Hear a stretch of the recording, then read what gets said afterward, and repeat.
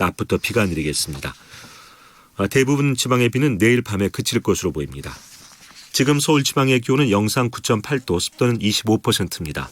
지금까지 이성민이었습니다. KBS 제1라디오 5시 뉴스를 마치겠습니다. KBS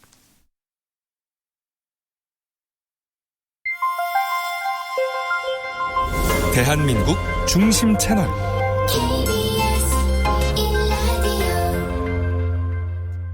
Listen, everyone.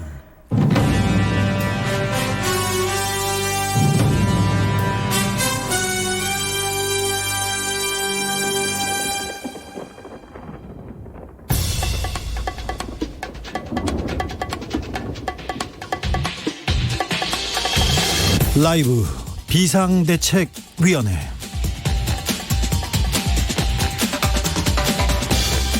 (2020년 3월 6일) 금요일입니다. 안녕하십니까. 저는 비대위원장 주진우입니다. 4.15 총선이 40일 앞으로 다가왔습니다. 정치권은 그야말로 긴박하게 움직이고 있습니다. 2020년 총선의 가장 큰 변수는 무엇일까요? 코로나19와 신천지교회? 컷오프 공천에서 배제된 후보들이 무소속 출마를 예고하고 있는데 이게 변수가 될까요? 박근혜 전 대통령의 옥중 정치, 아니면 더불어민주당이 고심하는 비례정당? 이번 총수의 변수들을 2020 의석전쟁에서 최영일 평론가와 함께 짚어보겠습니다. 다음 주 월요일부터 일본에 입국하려면 일단 2주일 동안 일본의 정부시설에 격리됩니다. 그 다음에 입국 여부를 일본으로부터 허가받아야 되는데요. 사실상 일본 정부가 우리 국민에 대해서 입국 금지 결정을 내린 것입니다. 청와대는 강한 유감을 표시하고 대응 조치를 강구하겠다고 발표했는데요. 잠시 후에 정상근 기자와 함께 자세한 내용 살펴보겠습니다. 트럼프 미국 대통령이 김정은 북한 국무위원장을 언급했습니다. 우린 좋은 관계다. 무슨 일이 일어날지 보라. 이런 말도 했는데요. 뭔가 물밑에서 뭔가 일어나고 있는 분위기입니다. 지난 화요일에는 트럼프에게는 슈퍼 화요일이었습니다. 공화당 13개 주별 경선에서 트럼프가 모두 승리했습니다. 적수가 보이지 않습니다. 한편 민주당에서는 버니 샌더스 상원의원과 조 바이든 전 부통령이 치열한 경쟁을 벌이고 있습니다. 미국 현지에 있는 시사인의 김은지 기자가 자세한 내용 알려줍니다. 라이브는 계속돼야 한다. 여기는 라이브 비대위입니다.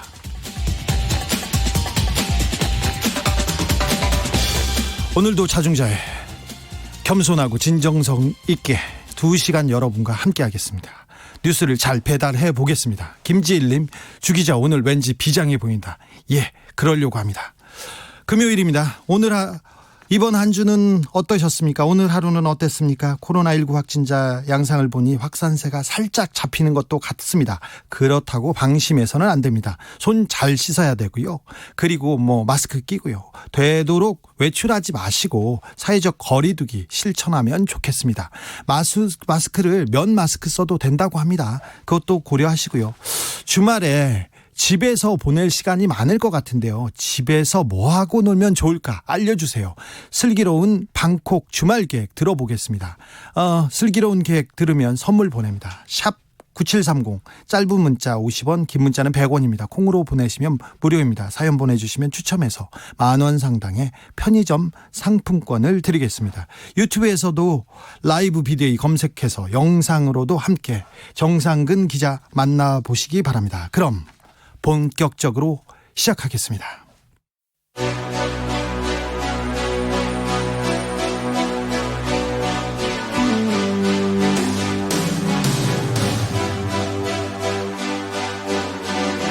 라이브는 계속되어야 한다.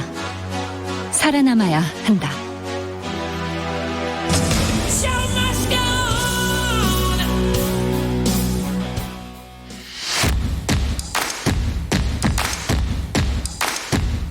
정치 뉴스 피로회복에 딱 좋은 브리핑, 뉴스 오영호. 정상근 기자 어서 오세요. 네, 안녕하십니까. 네, 오늘 어떻게 보내셨습니까? 네, 오늘 잘 보냈습니다. 네. 네. 날씨가 점점 더워지더라고요. 네, 그렇습니다. 봄은 오고 있습니다. 네네. 코로나19 집단 감염 걱정이 됩니다. 사례가 이어지고 있습니다. 네, 그 사례가 이어지고 있습니다. 지금 앞으로 지금 뭐 신천지 관련해서는 확진자가 점점 줄어들 것이다. 이렇게 뭐 우리 측 전문가들과 이 WHO의 전망이 있는 한편에서는 네. 다른 집단 감염 환자들이 증가하고 있는 상황이어서 또 우려도 나오고 있습니다. 집단 감염이라면 사람들이 좀 걱정하시고 공포감까지 들 텐데 그 병원, 양로원 이런 데서 몇 명씩 나오는 겁니다. 그 전에 신천지, 대구 이런 것처럼 폭발하는 그런 건 아니니 걱정하지 마시고요. 네, 그렇습니다. 그리고 반드시 뭐 나쁠 거는 없는 게 이게 추적이 가능한 상황이기 때문에 네. 이게 뭐 집단 감염 뭐 그런 장단점이 있습니다. 큰 고비는 장점은 넘어가고 아니죠. 있습니다. 네. 네. 어쨌든 이 오늘 오전 0시 기준 코로나19 확진자가 6,284명인데요. 그중에 71.7% 4,503명이 이 집단 발병과 관련된 사례로 확인이 됐다고 오늘 질병관리본부에서 발표를 했습니다. 네. 전날보다 2.3%포인트 높아진 수치라고 하고요. 이를테면 이 코로나19 확진자 중에서 이 신천지 교회와 연관된 집단 발병 사례가 3,977명으로 62.3%에 해당을 하고요. 경기도에서는 이 성남시 분당 재생병원에서 현재까지 9명의 확진자가 발생해서 현재 확진자에 대한 역학조사가 진행 중입니다. 네. 그리고 경북에서는 봉합 푸른요양원에서 49명의 확진자가 나왔고요. 경북 경산의 행복요양원에서는 8명이 확진 판정을 받았습니다. 청도 대남병원과 같은 건물에 위치한 군립 청도 노인요양병원에서도 확진자가 3명이 나왔습니다. 정은경 중앙중대본 본부장은 오늘 브리핑에서 이 감염병 특별관리지역 이외의 지역에서도 집단 시설 그리고 다중이용 시설, 의료기관 등을 중심으로 집단 발생 사례가 확인되는 만큼 이 추가적인 전파를 막기 위해서 각 지자체가 해당 시설, 기관 등과 유기적인 협조 체제를 갖춰달라고 당부했습니다. 정부가 긴급 돌봄 운영 시간을 2시간 연장하기로 했네요. 5시는 너무 짧았습니다. 네, 맞습니다. 뭐 5시라고 하면 이렇게 찾으러 갈 수 있는 부모님들이 사실 몇 분 안 계실 텐데 어쨌든 정부는 이 코로나19로 인한 개학 연기 기간 동안 이 돌봄 공백을 줄이기 위해서 지금까지 5시까지 운영되어 온 긴급 돌봄 운영 시간을 다음 주부터는 오후 7시까지 2시간 연장을 합니다. 예. 그리고 점심도 제공을 하기로 했습니다.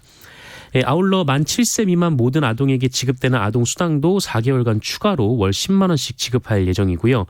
이는 아이를 양육하는 가정의 경제적 부담을 덜어주기 위한 조치라고 설명을 했습니다. 현금을 줍니까? 현금은 아니고요. 이 지역사랑 상품권 혹은 온누리 상품권으로 지급을 할 예정입니다. 이 전통시장 상인 등 자영업자들이 좀 어려운 상황이다 보니까 이 소비 진작을 위한 목적도 있기 때문입니다. 아울러 교육부는 이 돌봄 공간에 대해서 수시로 소독과 방역을 실시해서 이 코로나19 감염에 대한 학부모들의 우려를 줄일 예정이고요. 이 교육부와 시도교육청에 긴급 돌봄 지원 센터를 설치해서 학부모 의견도 수렴할 예정이라고 합니다. 필요한 내용입니다. 조금 전 발표된 4시 질병관리본부 코로나19 통계로 확진자는 309명이 추가돼서 국내 확진자는 총 6,593명을 기록 중입니다. 네. 대구시가 신천지 기부금 100억이 넘는 돈인데 거부하겠다는 입장을 밝혔네요. 네, 그렇습니다. 이 대구시 그리고 대구시 사회복지 공동모금회는 오늘 이 신천지 측에서 코로나19 위기 극복을 위해 기부한 100억 원을 거부한다라고 밝혔습니다.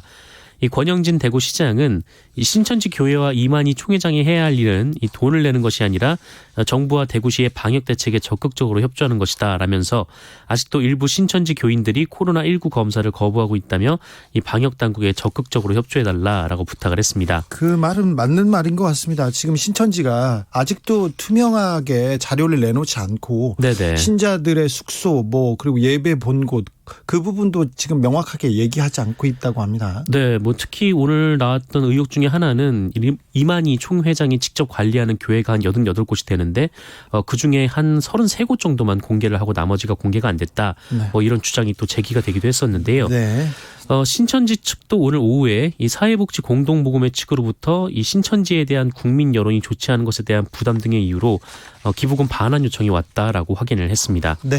한편 이 정부는 이 신천지가 방역 조치를 의도적으로 방해했다는 사실이 확인되면 구상권 청구 등의 조치를 검토하겠다 이런 입장을 밝히기도 했습니다. 네, 필요한 것도 같습니다. 정부가 공적 마스크 유통을 위해서 마스크 생산업체 대부분과 계약을 맺었다고요? 네, 사실 오늘 아침에 그 언론 쪽에서 이 마스크 제조업체 한국과 인터뷰를 많이 했었습니다. 네, 어떤 곳에서 정부 측의 그 지시를 거부하겠다고 했었죠. 네, 이 정부가 생산 원가의 50%만 인정해 주겠다라고 했고 또 일일 생산량의 10배에 달하는 계약을 요구하고 있다. 굉장히 무리한 계약을 요구하고 있다라는 이 업체 측의 주장이었는데요. 그런데 정부가 오늘 낮 12시 기준으로 전체 131개 마스크 생산업체 중에서 125개사, 그러니까 95%와 계약을 체결을 완료했다라고 밝혔습니다. 네, 이건 좀 필요한 조치인 것 같습니다. 네, 그렇습니다. 기재부 측은 이 마스크 종류와 가격의 다양성, 기존 계약의 인수 여부 등 모두 다 이제 회사별로 다른 협상이었지만 이 단기간에 높은 성공률을 나타냈다라고 말을 했는데요. 그러면서 정부는 이 마스크 생산업체의 적극적인 협조와 헌신에 감사를 표한다라면서 생산성 증진과 생산 능력 제고를 위해서 지원을 계속해 나갈 것이다라고 밝혔습니다. 아울러 이 마스크 지급 단가도 기준 가격 이상으로 지원할 예정이라고 밝혔고요. 또 주말 야간 생산 실적 등에 따라서 이 매입 가격도 추가 인상할 예정이라고 밝혔습니다. 아, 네. 조금 마스크 수급에 대해서는 좀 활로를 찾아줬으면 합니다. 대통령께서 마스크 얘기를 하는 현실이 조금 슬프기도 합니다. 네네. 일본에서 우리 국민들에 대한 입국 금지 조치를 발표했다고 봐도 되겠네요. 네, 맞습니다. 그 아베 신조 일본 총리가 어제 직접 발표를 했는데 한국과 중국에서 들어오는 사람들에 대해서 원칙적으로 일본 정부 시설에서 2주간 대기 조치를 취하도록 하겠다라고 한 겁니다. 네, 김명숙님 이런 문자 보내셨습니다. 우리 일본 안 가요. 하고 있지 않나요? 근데 거길 왜 가? 방역도 투명하지 않는 곳을, 이런 문자 보내셨습니다. 네, 관광객들은 많이 줄긴 했지만 이 생계 때문에 어쩔 수 없이 왔다 갔다 하셔야 되는 분들도 계시거든요. 그렇죠. 이웃 나라고 우리하고 교류가 많은 나라이기 때문에 어쩔 수 없었는데 네네. 일본에서 이렇게 강제적으로 전격적으로 이런 조치를 취했습니다. 네, 또 한국 중국인에게 발급한 기존 비자의 효력도 정지를 했다라고 하는데 네. 이 무비자 입국을 중단하는 한편 이 신규 비자도 매우 제한적으로 발급하기로 했다라고 합니다. 오지 말라는 소리네요. 네, 그래서 언론도 그렇고 정부도 그렇고 이번 조치가 사실상 한국인에 대한 입국 금지로 보고 있는 상황입니다. 네. 이에 대해서 청와대는 국가안보보장회의 상임위 회의 직후에 그 국가안보보장회의 위원들이 일본의 조치에 대해서 강한 유감을 표명했다라고 밝혔습니다. 우리와 사전 협의 없이 이 부당한 조치를 취한 것은 납득하기 어렵다라면서 우리 정부는 상호주의에 입각한 조치를 포함해서 필요한 대응 방안을 검토하기로 했다라고 밝혔는데요. 또한 이 회의에서 우리나라와는 달리 일본은 불투명하고 소극적인 방역 조치로 국제사회로부터 불신을 받고 있다라는 지적도 나왔다고 합니다. 네. 그리고 앞서 외교부 역시 일본이 발표한 이번 조치에 대해서 이 방역 외에 다른 의도가 있는 거 아닌가라고 의심할 수밖에 없다. 이렇게 유감을 표명하기도 했는데 강경화 장관이 또 이례적으로 도미타고지 주한 일본 대사를 초치해서 항의를 하기도 했습니다. 네, 불러다가 조금 혼냈다고 하면 안 되고요. 따져 물었는데 일본 측 반응은 뭡니까? 일본 측 반응이요? 네, 일본에서는 뭐라고 합니까? 일본 언론에서는 이번 조치에 대해서 좀 비판적인 시선이 일부 있습니다. 네. 왜냐면은 지금 일본 내부에서 이 지역 감염이 돌고 있는데 외부에서 막는 게 사실상 일종의 정치적 쇼 아니냐 이런 표현까지 나왔다라고 하는데, 네, 요미우리 신문에서도 이 요미우리 신문에서 사설을 보면은 이렇게 해서 2주간 이 외국인들을 격리를 하기로 했다는데 그 시설조차 지금 마련돼 있는지도 잘 모르고 있다라고 보도를 하기도 했습니다. 한국 언론에서 비판을 잘하지 않습니까? 그래서 한국 기자들이 첫 비행기를 다 타고 가서 네네. 입국 시설에 격리 시설에 일단 격리돼 있다가 거기서 일본의 방역 현실에 대해서 기사를 쓰면 네. 좋은 기사 많이 나올 것 같고요. 아베 정부는 굉장히 놀랄 거예요. 네. 이런 것까지 비판하느냐 이렇게 할 텐데. 네네. 저는 가고 싶은데 많은 민한 기자들의 분발을 촉구합니다. 네. 비대위원장님은 여기 계셔야 되니까요. 좋은 취재처가 될 것 같습니다. 나경원 미래통합당 의원에 대해서 여러 의혹이 있었는데 특별히 네네. 스페셜 올림픽 코리아 관련해서 불거졌던 의혹들이 대부분 사실로 드러나고 있네요. 네, 그렇습니다. 이 나경원 미래통합당 의원의 이 자녀 특혜 등 지난해 10월 이 국회 문화체육관광위원회 국정감사에서 제기됐던 이 스페셜 올림픽 코리아 관련 의혹이 대부분 사실로 확인됐다. 뭐 이런 결론이 나왔다라고 합니다. 예. 말씀드렸듯이 지난해 국정감사에서는 그 나경원 의원의 딸 김모 씨의 이 스페셜 올림픽 코리아 당연지 기사 선임 과정 그리고 문체부 지원 예상 사용처 등에 대해서 집중적으로 문제가 제기됐었는데 이에 대해서 당시 자유한국당이 의혹 제기된 부분에 대해서 극렬히 반발을 하자 이낙연 당시 국무총리가 이 문제를 그 문체부에서 감사를 할 것이다라고 밝힌 바가 있습니다. 그래서 문체부 감사로 넘어갔었죠. 그때 네. 그 문제가. 그리고 이제 문체부에서 약 한 달 동안 그 조사에 들어갔고요. 그 결과 스페셜 올림픽 코리아가 이 부동산 임대 수입 2,500여만 원을 경사 운영비로 사용을 해서 이 정관 규정을 위반한 사실을 확인했습니다. 네.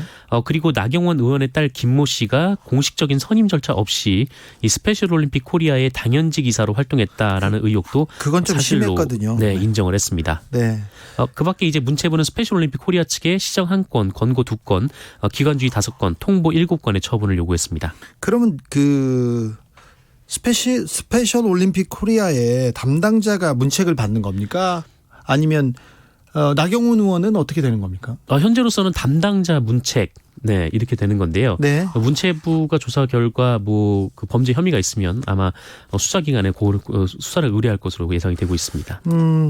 미래통합당 의원님 얘기를 하나 더 해야 되겠는데 곽상도 의원께서 청와대 마스크 대량 구매 의혹을 제기했다고요? 네, 오늘 오전에 이 미래통합당 원내대책회의에서 뭐 이런 의혹을 제기를 했는데 이 코로나19 이후에 그러니까 1월 이후에 이 대비한 의료용품을 910만 원어치 샀다라는 내용이었습니다. 그러면 청와대가 지금 마스크를 사재기했다는 건가요? 그런데 곽상도 의원도 문제를 제기하면서 네. 시세를 감안하면 1만 개 이상 구매한 것으로 추측된다라는 표현을 썼거든요. 이게 무슨 말이죠? 그러니까 910만 원의 의료 비품을 샀는데 네. 그 시가로 계산하면은 이게 한 1만 개 이상 마스크를 사재기한 거 아니냐라고 추정해서 주장을 한 겁니다. 아니 근데 의료 비품을 910만 원 샀는데 마스크를 910만 원어치 샀다는 건가요? 전혀 다른 얘기인 건데요. 곽상도 의원은 그래서 이제 추측을 한다. 라고 얘기를 한 거죠. 청와대에서 뭐라고 합니까? 당연히 사실이 아니다라고 반박을 했는데 네. 일단 910만 원 가운데 550여만 원은 청와대 관람객, 춘추관, 식당, 회의실, 행사장 등등에서 체온 측정기를 사는데 소요가 됐다라고 합니다. 요건 사야죠. 네. 네. 그리고 손 소독제가 한 320만 원 정도 들었다고 하고요. 요것도 사야죠. 기타 예방 관련 소모품에 약 40만 원 정도가 들었다라고 합니다. 아니 그 마스크는 없잖아요. 마스크가 뭐 있어도 사실 이렇게 몇 장 되지 않는 뭐 그런 상황인데. 일단 그냥 의혹을 제기하는 거네요. 네. 이분은 됐습니다. 민정수석을 하셨는데 청와대를 잘 아시는 분이 이렇게 선거철이라고 좀 과하신 것 같습니다. 네. 도널드 트럼프 미국 대통령이 정말 모처럼 북한 상황에 대해서 언급하셨어요. 뭐 늘 하던 말을 반복한 수준이긴 한데 말씀하신 대로 2달 만에 북한에 대한 언급을 한 셈이어가지고 네. 관심이 모아졌습니다. 뭐 펜실베니아주 스크랜턴에서 진행된 폭스뉴스 주최의 타운홀 행사에서 관련 발언을 했는데 북한 문제는 중요한 문제라면서 북한은 많은 핵파워를 갖고 있기 때문이다라고 말을 했습니다. 예.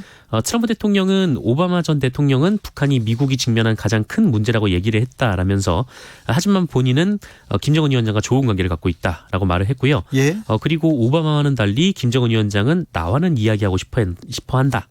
그리고 우리는 싱가포르와 베트남에서 만났고 본인은 처음으로 북한에 걸어 들어간 사람이 됐다라고 말을 했습니다. 네, 맞죠. 그 말은 맞습니다. 네. 그러면서 이런 말도 했는데요. 그 한국에서의 올림픽, 그러니까 평창 올림픽을 얘기하는 건데 내 덕분에 성공하게 됐다라는 말도 덧붙였습니다. 네, 네, 다 트럼프 대통령 덕이니까 남북 문제에 대해서 특별히 김정은 위원장하고 얘기 좀 더 많이 하셨으면 좋겠습니다. 네. 지금까지 뉴스 오영호 정상근 기자 함께했습니다. 감사합니다. 고맙습니다.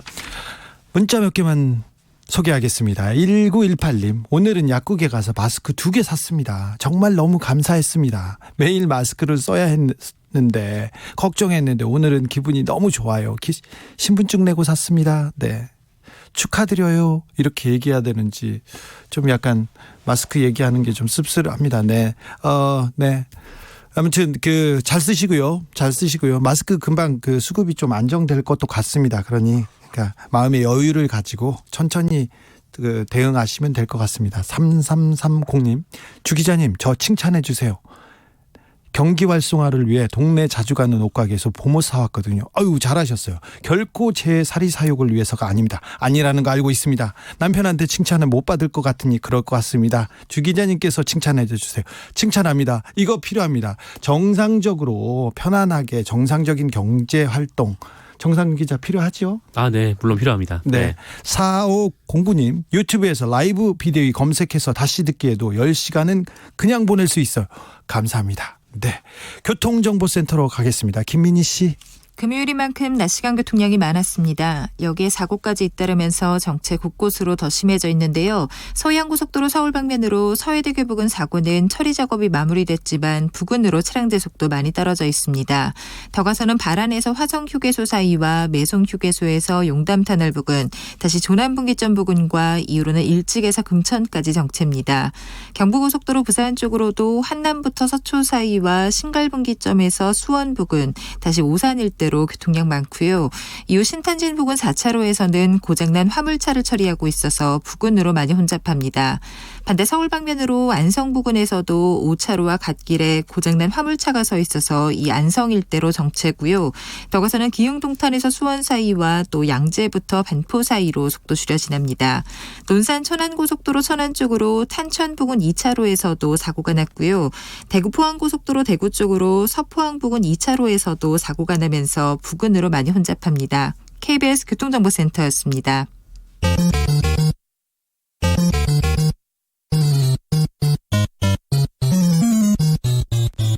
KBS 1라디오 라이브 비상대책위원회.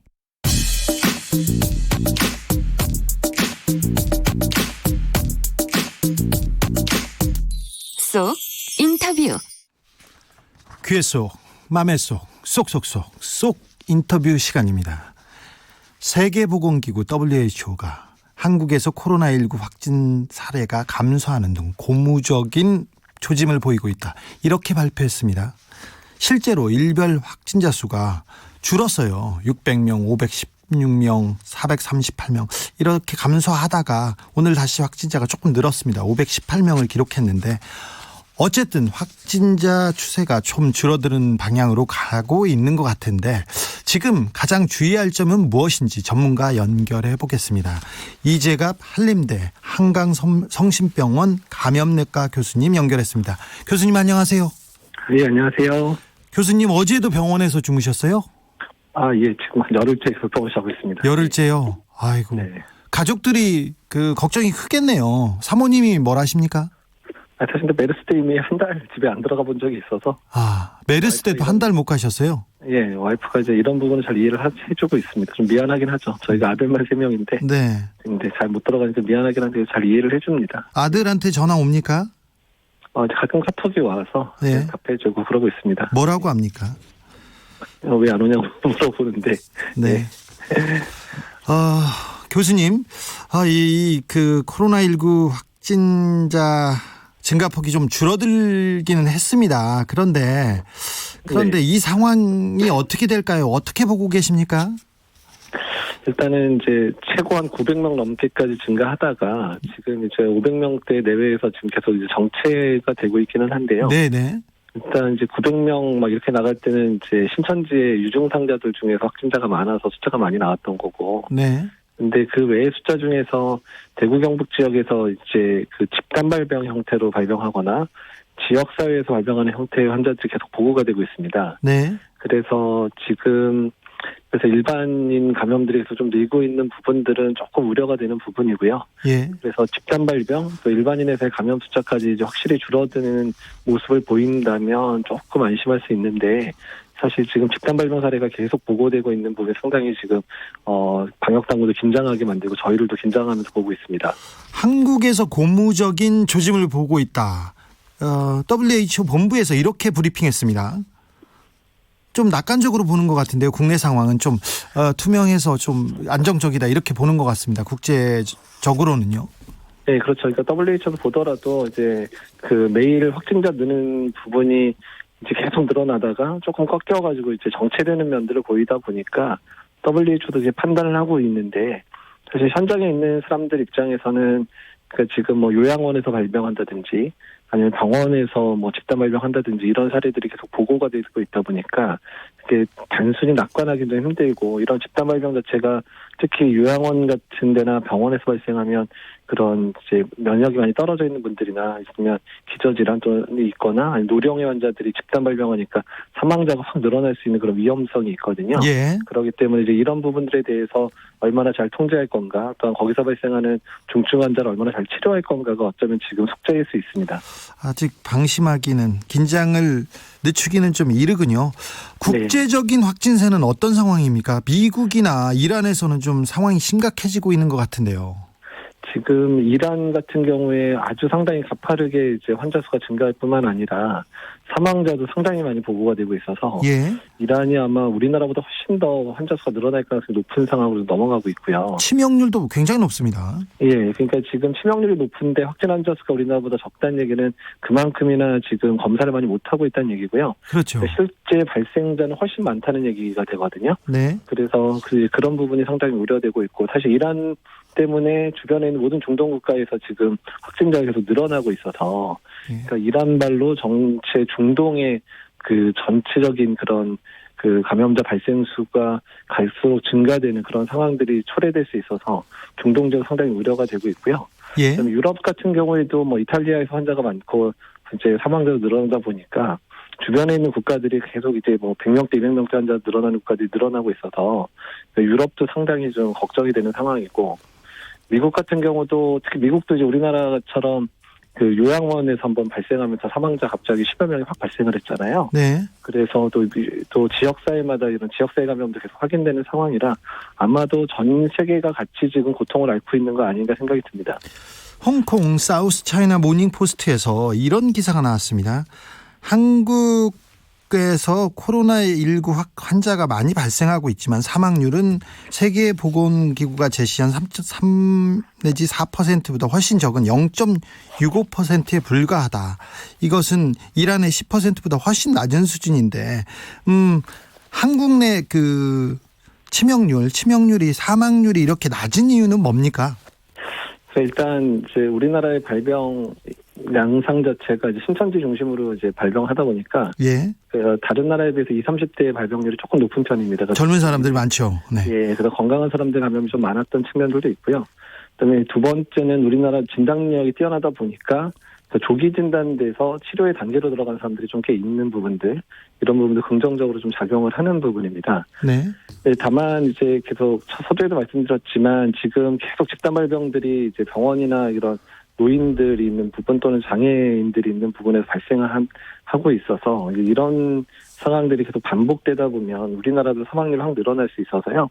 일단 이런 부분들 주의를 잘 해야 될 것 같고, 그다음에 아직도 이제 그 생활 치료센터에 못 들어가고 계신 분들이 아직 상당히 있거든요. 예. 그런 분들 중에서 이제 중증 환자들 발생했을 경우에 대처가 늦을 경우에 또 사망자가 늘어날 수 있어서 어쨌든 이런 중증 환자 치료에 있어서 만반의 대비를 해야 지금의 사망률을 유지할 수 있을 거라 생각이 듭니다.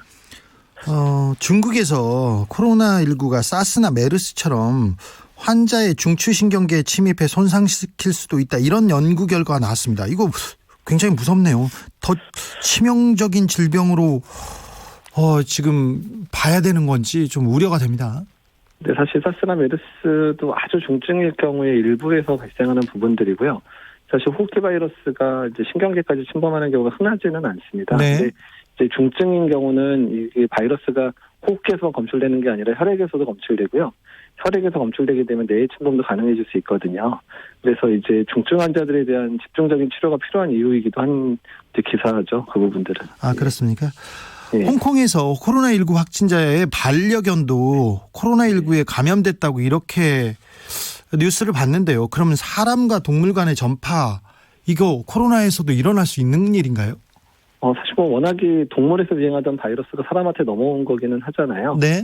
그러다 보니까 근데 다만 이제 반려견이나 뭐 반려묘한테 넘어가냐 안 넘어가느냐는 아직까지 이제 증명된 바가 없는데 아마 세계적으로 첫 케이스인 것 같고요. 근데 다만 이게 이제 그 동물들, 그러니까 개나 고양이에서 이게 정말 잘 확산될 거냐의 부분은 아직까지 증명된 바가 없고요. 또 거꾸로 개가 감염이 됐는데 사람한테 또 감염이 될 거냐. 그러니까 이런 부분도 아직 증명된 바가 없어서 그러니까 이 부분에 대해서는 좀 집중적으로 연구가 좀 필요한 상황입니다. 네. 코로나19 치료제나 백신은 언제쯤 나올까요? 좀 이런 뭐 주사라도 맞아야 이렇게 좀 안전하다는 생각을 하는 사람들이 많습니다. 일단은 치료제와 관련해서는 뭐 기존의 뭐 칼레트라나 이제 말라리아 치료제인 클로로카인 얘기들이 이미 나와서 어느 정도 사용을 하고 있는데. 네, 에볼라 치료제도 나왔고요. 네, 그 에볼라 치료제 같은 경우는 지금 중국에서 임상 연구를 하고 있고 우리나라도 지금 임상 연구 대상 국가에 포함이 돼서 국내에 뭐 많은 사람들이 사용할 수 있을 것 같지 않지만 이제 사용 준비 중이고요. 또 일본에서 이제 파비피라비어라고 해서 원래 인플루엔자 치료제인데 효과가 있을 것 같다고 한 약도 아마 국내 임상을 준비하고 있는 것 같습니다. 그래서 여러 약제들이 좀 시도가 되고 있기 때문에 그런 약제들 중에 정말 효과가 있는 약제가 뭐 확인이 된다 그러면 또 환자 치료에 도움이 더 될 수 있을 거라 생각이 듭니다. 그 백신을 하나 만드는데 시간이 오래 걸리죠. 그러니까 백신이 사실 문제인데요. 다른 약제는 다른 바이러스에 사용하는 약제도 좀 끌어다 쓸 수 있는 부분이 있는데 네. 백신은 바이러스가 새로 나오면 그 바이러스를 가지고 그때부터 만들기 시작해야 되기 때문에 시간이 좀 많이 걸리거든요. 그래서 시간이 걸려도 돈이 되면 또 회사들이 잘 만들잖아요. 네, 근데 이제 그 절대적인 시간, 돈이 많아도 절대적인 시간이 오래 걸리니까 그래서 사스나 메르스 때 연구했었던 그런 플랫폼을 가지고 지금 한 10여 개 연구소와 회사가 지금 도전을 하고 노력을 하고 있어서 그중에 한두 개만이라도 좀 효과도 괜찮고 안전한 그런 백신이 나왔으면 좋겠는데 아마 빨라야 1년, 늦으면 한 2, 3년도 될 수 있어서 일단은 좀 열심히 노력을 해야 되는 단계라고 보시면 될 것 같습니다. 코로나19 확산으로 헌혈 수급에 차질이 있다는데 지금 현장에서 일하다 보면 이거 헌혈 뭐 혈액 수급 이건 굉장히 중요한 문제 아닙니까? 지금 헌혈에 동참해야 됩니까? 아니면 헌혈하라고 권장해야 됩니까 지금? 지금 이제 헌혈을 많이 좀 도와주셔야 될 상황인데요. 아, 그렇습니까? 헌혈은 남아대피 이제 혈액을 나눠주는 거니까 그런 과정 중에 본인이 감염될 일은 없고요. 예. 다만 혈액원에서 이제 그 헌혈을 하는 그런 시간 동안 여러 사람들이 좀 같이 있을 수 있는데 최근에 다 마스크 사용하면서 이제 헌혈을 하게 하고 있기 때문에 네. 그런 부분들 상당히 이제 그렇게 걱정 안 하고 해도 되실 것 같고요. 예. 그리고 지금 사실 저희도 오늘 아침에 그 진단검사에 아까 그 수혈 담당하시는 분한테 혈액 없으니까 정말 최소한 사용하라고 이제 그런 경고 문자가 날라왔거든요. 네. 그 정도로 모든 병원이 지금 혈액 수급이 좀 그 난감한 상황이기 때문에 좀 헌혈을 좀 많이 좀 해주시면 어떨까 생각이 듭니다. 청취자 여러분도 사랑을 나눠 주셔야 될 것 같습니다. 헌혈에 동참해 주십시오. 저기 교수님, 일본에서 한국인 입국 제한, 사실상 입국 제한을 어제 발표했어요. 네. 의학적으로 보면 그 한국인 입국 제한을 의학적으로 보면 어떻게 판단하십니까? 어떻게 보십니까? 이 문제를. 사실 뭐 양국 다 좀 환자가 많이 발생하고 있는데 어느 나라가 어느 나라를 막는다는 게 사실은 어불성설인 상황인데요. 네. 그래서 좀 당황스럽긴 합니다. 뭐 의학적으로 설명될 수 있는 부분이 아니라 네. 이거는 이게 뭐 의학적으로 말씀드릴 수 있는 내용이 아니고요. 아니 의사 선생님이 말씀하시면 의학적이에요. 제가 말하면 기자적이고요. 네. 그 되게 이제 정치적인 결정인 것 같아서 네. 뭐라고 참 코멘트하기가 좀 아니 이게 코로나 바이러스고 바이러스가 지금 퍼진 지 오래됐는데 이제서야 지금 입국 제한 이렇게 내렸습니다. 아베 정부에서.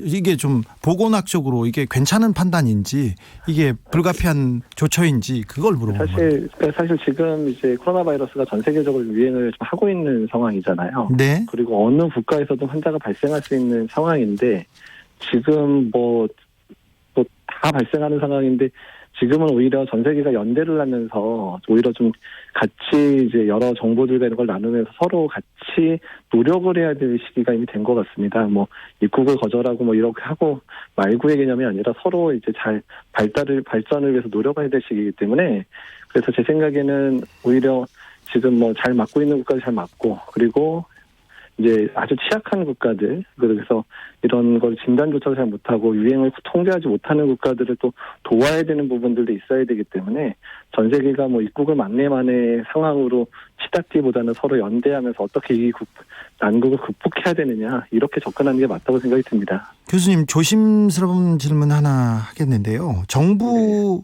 코로나19 대책을 자문하던 자문단이 있었어요. 범학계에 코로나 바이러스 감염증 19 대책위원회. 지난 3일 갑작스럽게 해체됐는데 왜 그렇습니까? 이 부분은 제가 언론에서 코멘트하기가 좀 그래서요. 네. 이거는 오늘 말씀드리기 좀 그렇습니다. 그렇습니까? 예.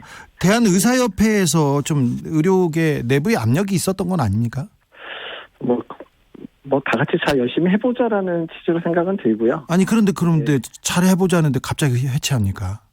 해체해서 발전적으로 또 단체를 구성할 수도 있는 거죠.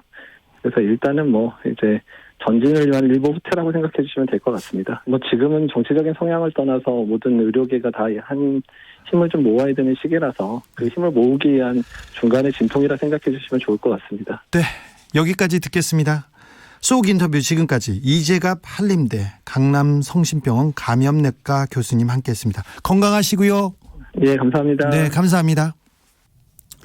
이재갑 교수님이 중요한 회의가 있어서 생방송 전에 방금 전에 속 인터뷰를 사전 녹음했습니다. 이해해 주십시오.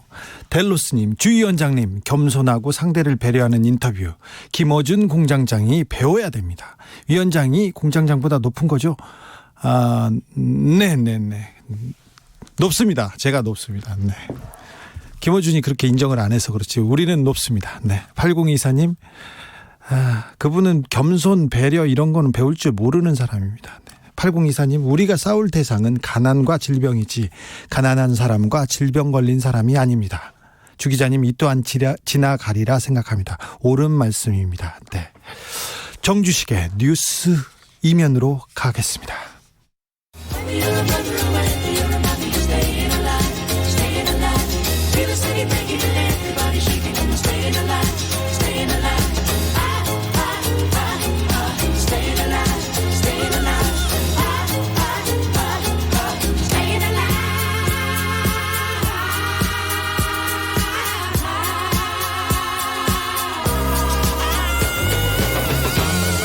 KBS 1라디오 라이브 비상대책위원회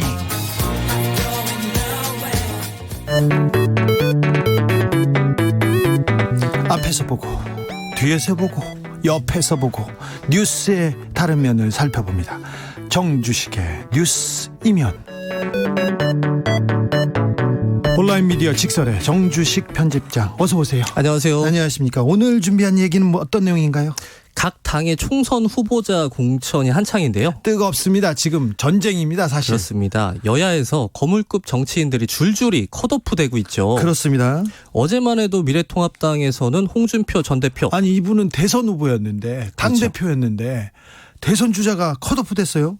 그렇습니다. 이분의 출마 여부에 지금 촉각이 좀 모아지고 있는데요. 네. 그리고 김태호 전 의원도 컷오프가 됐고요. 이분도 대선 주자인데 맞습니다. 컷오프가 됐습니다. 이분은 무소속 출마를 선언을 하셨고요. 예. 민주당에서는 3선 민병두 의원이 컷오프 됐죠.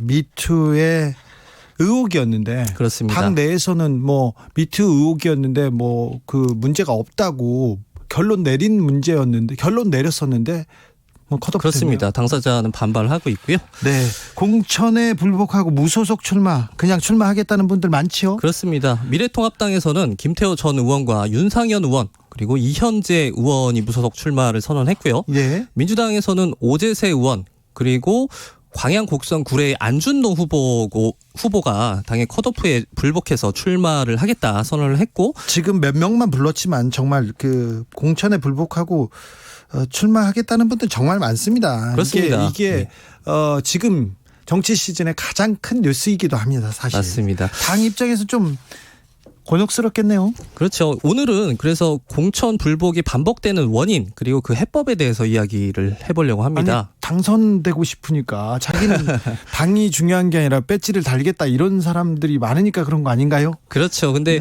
이런 것들이 결과적으로 유권자에게 좀 피해가 고스란히 돌아오는 측면이 있어서. 네, 어떻게 피해가 갑니까? 그렇죠. 공천이라는 건요. 네. 후보자에 대한 일종의 공증이거든요. 당에서. 그렇죠. 당에서 이 사람이 우리 당 대표다. 그렇죠. 네. 우리가 이 사람을 보증하겠다. 예. 믿고 찍어달라. 이렇게 유권자한테 약속을 하는 것이고, 네. 후보자 입장에서는 내 보증을 서달라고 정당에 요청을 한 것이죠. 네. 그리고 유권자 입장에서는 후보자의 능력이나 어떤 정치적 지향 등을 일일이 검증할 수가 없기 때문에 공당의 보증을 믿고 투표를 하는 겁니다. 네. 그런데 자꾸 이런 후보자들이 그 약속을 파기하게 되면 선거를 앞두고 국민의 혼란이 좀 가중이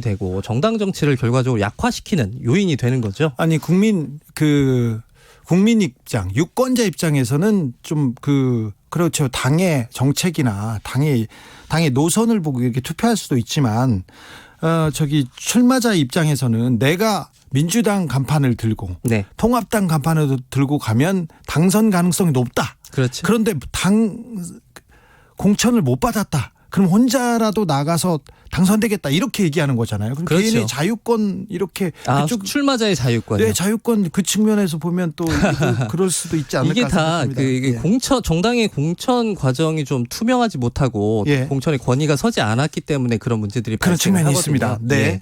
그래서 이런 문제를 막기 위해서 네. 민주당 같은 경우에는 일찌감치 그 시스템 공천이라는 방식을 마련을 했고 네네. 공천 불복자가 이게 선거 때마다 가장 큰 골칫덩어리거든요. 맞아요. 네. 미래통합당 같은 경우에는 지난 1월에 초대선 의원들에게 공천 결과에 승복하겠다는 각서까지 받아놨거든요. 각서가 법적 효력이 있습니까? 효력을 얻겠지만 자기들끼리 그런 걸 받았는데 네. 양당 모두 어떤 이런 결과가 계속 벌어지고 있는 걸 막지 못한 것 같아요. 네. 이런 일이 벌어지면 항상 후보자들은 공천이 잘못됐다, 내가 억울하다라고 호소를 하고 예. 당에서는 공천은 공정했는데 예. 저분들이 인정을 안 하는 거다 이렇게 이야기를 하죠. 예. 이 케이스마다 원인은 조금씩 다르겠는데 네. 분명 말씀드린 것처럼 이런 일이 반복되면 좀 정당 민주주의 자체가 좀 허약해지는 측면이 있어서 이런 것들 좀 막을 수 있는 방법이 없을까를 좀 살펴보겠습니다. 네. 현행법상에 보면 그 경선에 참여한 후보자들은 그해 같은 선거구에선 더 이상 출마를 할 수 없게 돼 있거든요. 이 법안이 이인제 방지법이라고도 불리는데 이인재 의원이 피닉제라고요. 예, 공천에서 그렇습니다. 탈락합니다. 근데 무소속으로 나가도 당선됩니다. 경쟁력이 맞아요. 있거든요. 이인재 무소속으로 논산에서 계속 당선됐거든요. 맞아요. 이게 가장 인상적이었던 그 불복 사건이 97년 대선이었잖아요. 네. 당시 그 대선 경선에서 불복하고 정치권에 큰 파문을 일으켰어요. 그래서 이 정치권에서는 이런 행위를 좀 막아야 되겠다는 문제의식에서 2004년 이런 법안을 만들어졌는데 근데 이인재 의원 같은 경우에는 이 법안이 만들어진 이후에도 공천에 불복하고 무소속으로 당선된 적이 나가서 있어요. 당선됐어요. 그렇습니다. 2008년에 민주통합당의 공천을 받고 경선에서 컷오프된 다음에 무소속으로 출마해서 또 당선이 되기도 당선되고 했거든요. 그 이후에 당적을 또 옮기셨죠. 그렇죠.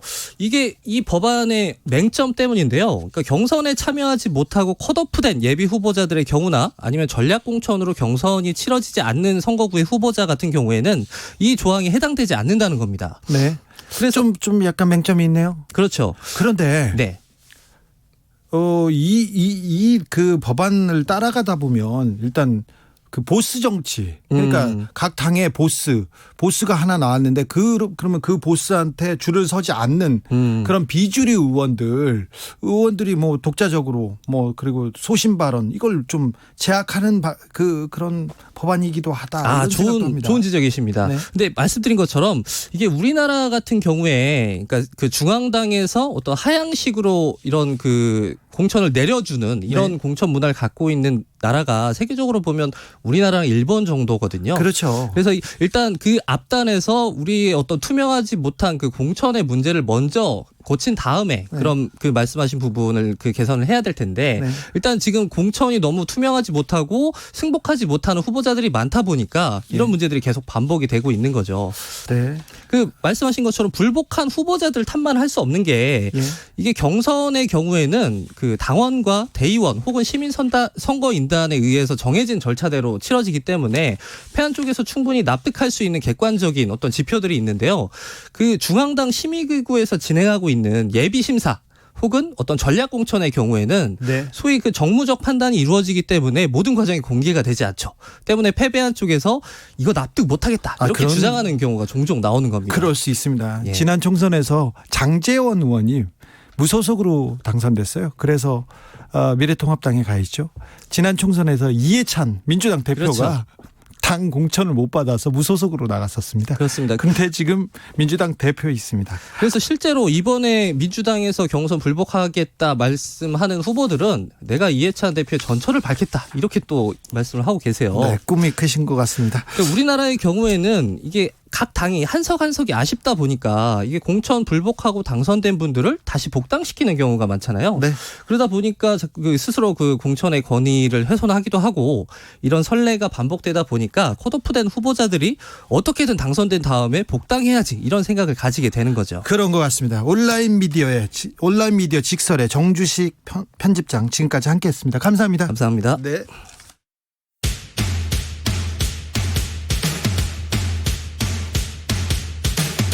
바쁜 현대인들을 위한 오늘의 고농축 인터뷰 3분 순삭 순식간에 지나갑니다.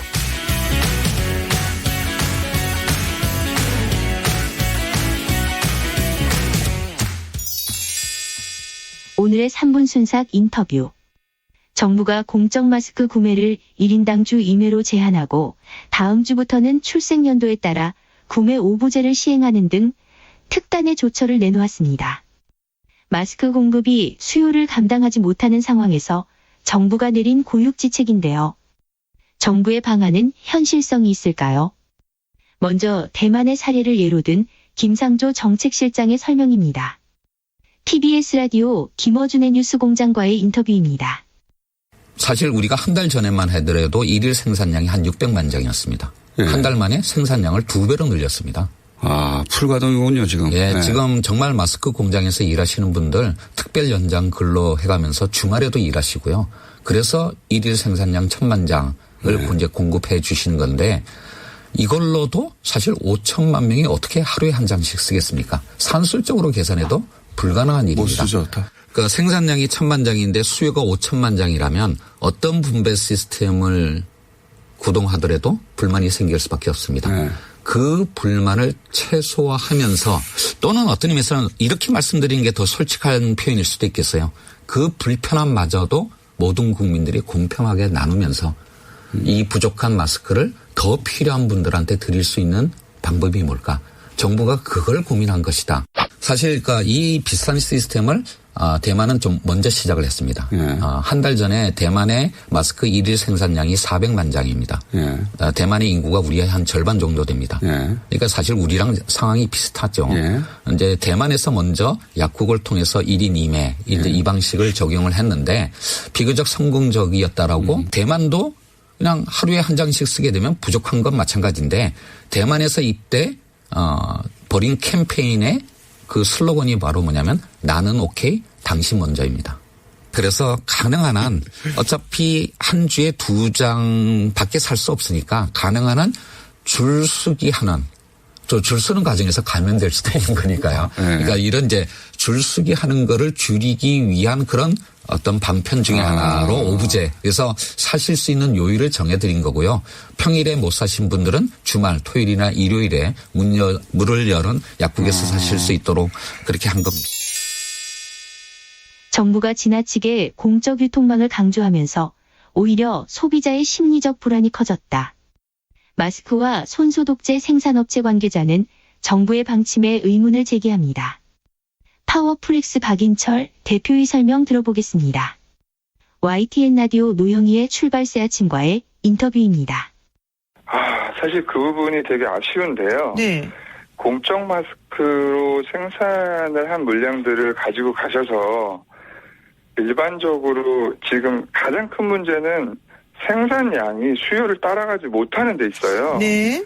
예, 그 수요를 따라가지 못하는 저희가 한 달에 하루에 한 1000만 장 정도를 업계에서 생산을 할 수 있는데 많이 하시네요. 지금 필요한 양은 거의 3배 이상이거든요. 네네네. 그러다 보니까 이 양들을 가지고 가서 약국이나 마트나 우체국이나 이런 데를 강제로 하고 계신데 네.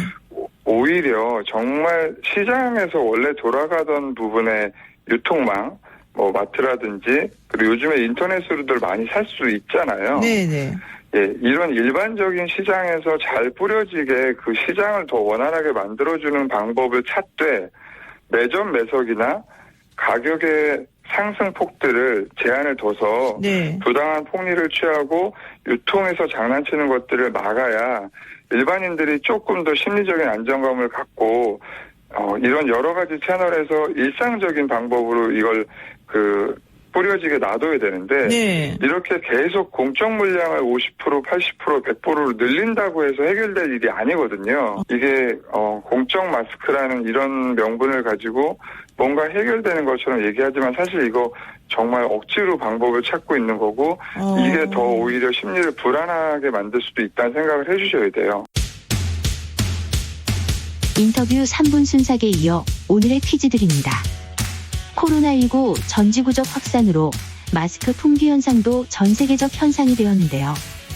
이런 가운데 미국 정부의 코로나19 대처를 총괄 지휘하는 이 사람은 마스크 제조 공장을 찾은 자리에서 아프지 않은 사람은 마스크를 살 필요가 없다고 언급하기도 했습니다. 미국의 부통령인 이 사람은 누구일까요? 1번 마이크 펜스, 2번 마이클 조던. 정답 보내시는 방법은 문자로 샵 9730, 짧은 문자는 50원, 긴 문자는 100원 콩으로 보내시면 무료입니다.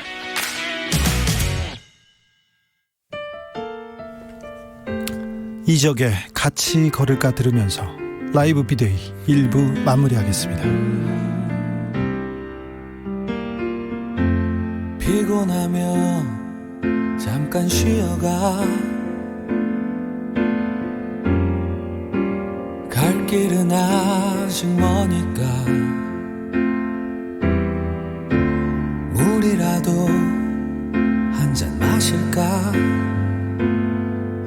우린 이미 오래 먼 길을 걸어온 사람들이니까 높은 산을 오르고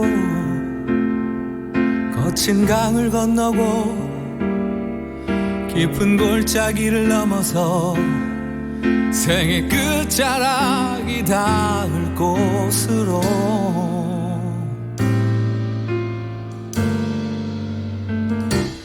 오늘도